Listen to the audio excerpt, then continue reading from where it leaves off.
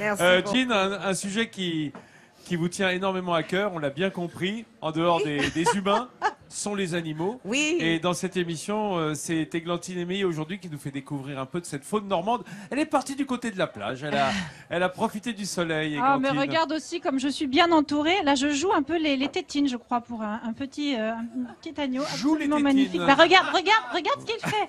Ah, Il bah est en oui. train de téter. Oui, Alors, tu le leurres en fait. exactement. Je suis avec Damien Hédin. Bonjour. Bonjour. Vous êtes président et fondateur de l'association Ocotorp. C'est une association qui a pour but d'entretenir les espaces verts dans nos villes de la façon la plus écologique qui soit. Et vous l'avez compris, la façon la plus écologique, c'est celle-ci, ce sont les animaux. Alors, vous œuvrez un petit peu partout comme ça, on vous voit dans différentes villes. Vous avez choisi les animaux, évidemment, c'est moins bruyant. Il n'y a pas de machines polluantes, mais ça permet aussi d'entretenir la biodiversité.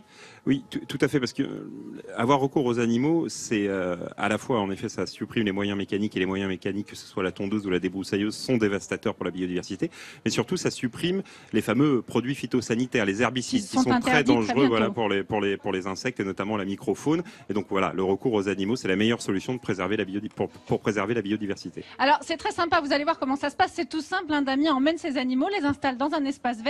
On est allé vous filmer, d'ailleurs, filmer une opération que vous avez installée. Ça se passait où exactement? Ça se passe au Grand Quevilly, c'est-à-dire tout près de Rouen. Et voilà, là on a à l'image des moutons d'Ouessant d'ailleurs, et on verra ensuite des chefs des fossés qui entretiennent des espaces verts au pied des immeubles. Voilà, c'est ça qui est assez amusant, c'est surprenant. Voilà, on est en au pleine milieu ville, des hein, immeubles, voilà. On est en pleine ville, ça attire beaucoup de monde, j'imagine.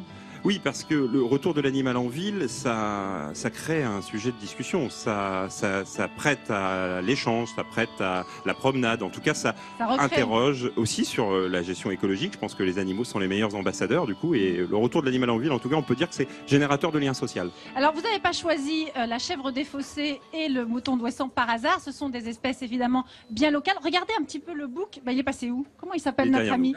Voilà, comment il s'appelle déjà? Iroquois. Ce bouc des fossés, magnifique. Il est en liberté, hein, on l'a laissé tranquille. Et vous avez choisi ces espèces parce qu'elles sont parfaitement adaptées justement à l'éco-pâturage local. Oui, c'est ça, ce sont des races patrimoniales françaises qui sont issues du Grand Nord-Ouest, donc elles sont habituées au climat.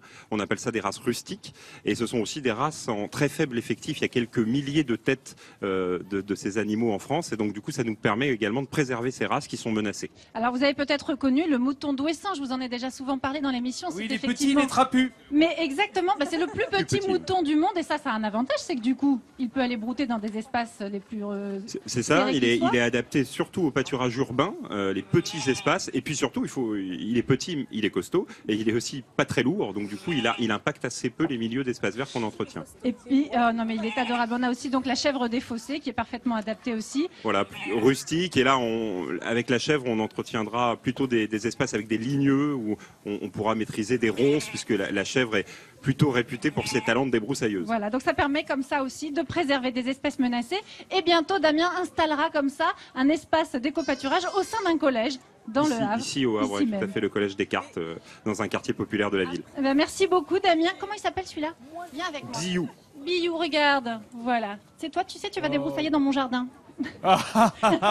Si j'avais un jardin, en fait. T'as trouvé un auxiliaire, Églantine. Merci, Damien. Merci à vous. Merci Damien, merci Églantine. Reviens et ramène Je suis Damien pas s'il sûre que veut je goûter revienne. le Je crois que je vais rester là.